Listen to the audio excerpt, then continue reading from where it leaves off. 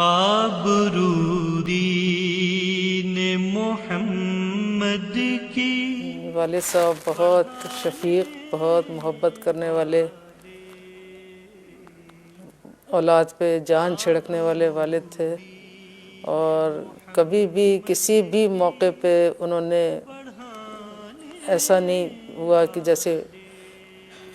دوسرے باپ مارتے ہیں، پیٹتے ہیں بچوں کو، جھڑکتے ہیں، اپنا غصہ بچوں پہ نکالتے ہیں، باہر کا غصہ بچوں پہ نکالتے ہیں، ایسا کبھی نہیں ہوا۔ بہت شفیق باپ تھے۔ یہ بھی ایک عادت تھی میری کہ وہ لکھتے ہوئے اٹھ کے کھانا کھانے اندر آتے تھے، اور اسی طرح قلم چھوڑ کے جیسے ہوتا تھا وہ آ جاتے تھے، اور میں جا کے ضرور 2-3 صفحے پڑھ کے آتی تھی کہ کیا لکھ کے آئے، اور 1-2 پیراگراف میں نے ان کے ایسے زبانی یاد کر لیے تھے کہ وہ ایک دفعہ میں نے انہیں سنائے تو وہ حیران رہ گئے، اور انہوں نے کہا اس کی ہوا تمہیں کہاں سے لگ گئی، یہ تو میں نے ابھی لکھا ہے، یہ تو چھپا بھی نہیں۔ تو پھر ایک دفعہ انہوں نے ہنس کے کہا تھا کہ میرے دفتر سے نکلتے ہی جا کے پڑھا جاتا ہے اور دیکھا جاتا ہے کہ میں کیا لکھ کے آیا ہوں۔ پوری رات کھانا کھانے کے بعد لکھتے تھے، اور صبح فجر تک لکھتے تھے۔ بیچ میں اٹھ کے اکثر گھر کا چکر لگاتے تھے، ایک سب بچوں پہ نظر رکھتے تھے، اور کسی کی رضائی اتری ہوتی تھی اسے اڑا دیتے تھے اور دروازے چیک کر لیتے تھے، لیکن بالعموم عشاء کی نماز کے بعد کھانا کھا کے اور پھر وہ صبح تک فجر تک لکھتے تھے۔ فجر کی نماز پڑھ کے لیٹتے تھے، اور 8 بجے پھر لکھنے کی میز پہ موجود ہوتے تھے۔ یہ اس میں کبھی ہم نے کوئی فرق نہیں دیکھا۔ اور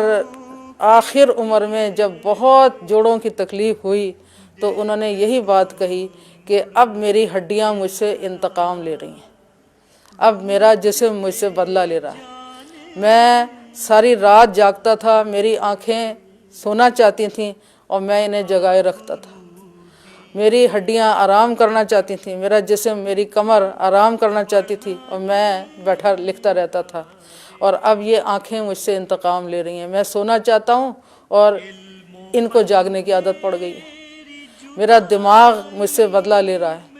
میں چاہتا ہوں کہ یہ سوچنا بند کر دے اور مجھے نیند آ جائے، میں پرسکون ہو جاؤں، لیکن یہ سوچتا رہتا ہے، اس کو میں نے سوچنے کی عادت ڈال دی ہے،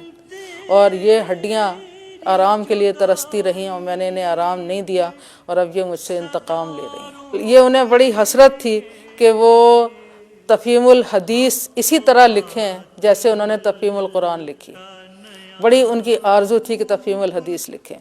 اور جب بھی میں سعودی عرب جاتی تھی وہ مجھ سے ضرور یہ کہتے تھے کہ وہاں جا کے دعا کرنا کہ میں سیرت النبی مکمل کر سکوں۔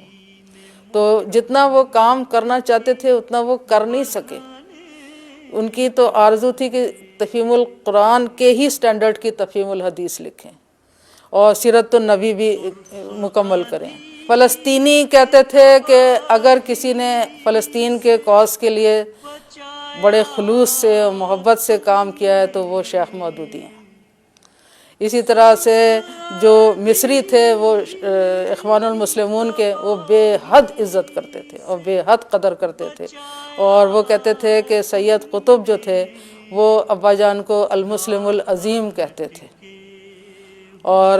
انہوں نے اپنی کتابوں میں بھی کئی جگہ ابا جان کا حوالہ دیا ہے المسلم العظیم کے نام سے۔ تو اور اسی طرح سے جو شامی تھے وہ بے حد عزت کرتے تھے، اور شامی یہ کہتے تھے کہ مجھ سے کہتے تھے رفع اللہ رأسہ، اللہ تعالیٰ نے ان کو سربلند کیا ہے، ان کو عزت بخشی ہے۔ اور شامیوں نے مجھے کہا کہ ایک بار تم دمشق آ کے تو دیکھو کہ تمہارے باپ کو اللہ تعالیٰ نے کیا مقام دیا ہے۔ تب جا کے مجھے پہلی بار پتہ چلا کہ میرے والد کا کیا مقام ہے۔ وہ علم کا سمندر تھے، ان کی 1 گھنٹے کی یا آدھے گھنٹے کی بات چیت سن کے ہم لوگوں کو وہ علم حاصل ہو جاتا تھا جو لوگوں کو ساری رات کتابیں پڑھ کے بھی نہیں حاصل ہوتا۔ یہی وجہ ہے کہ ایک ہی سال میں میرے بڑے بھائی نے اور میں نے اکٹھے ہم نے امتحان پاس کیے تھے۔ میں نے ایم اے انگلش کیا تھا اور میرے بھائی جو مجھ سے 1 سال بڑے ہیں انہوں نے MBBS کیا تھا، اور جب ہم نے چھلانگیں لگائیں اور اچھلے اور کودے کہ ہم پاس ہو گئے اور ہم یہ ہو گئے ہم وہ ہو گئے، تو اس وقت ہماری اماں جان نے کہا تھا کہ آدمیت چیز ہے کچھ، علم ہے کچھ اور شے، لاکھ طوطے کو پڑھایا پر وہ حیواں ہی رہا۔ تو ہمیں بڑا افسوس ہوا اور ہم نے یہ کہا کہ ہماری تو قدر ہی نہیں ہوئی، ہماری تو عزت ہی نہیں ہوئی۔ تو ہماری والدہ کہنے لگیں کہ یہ جو 2-4 کتابیں رٹے لگا کے جو امتحان پاس کر لیے جاتے ہیں اور ڈگریاں حاصل کی جاتی ہیں، ان کی کوئی حیثیت نہیں ہے۔ یہ گھر ایک ایسے عالم دین کا ہے کہ ان جیسے صدی میں 2-4 پیدا ہوتے ہیں۔ آبرو دین محمد کی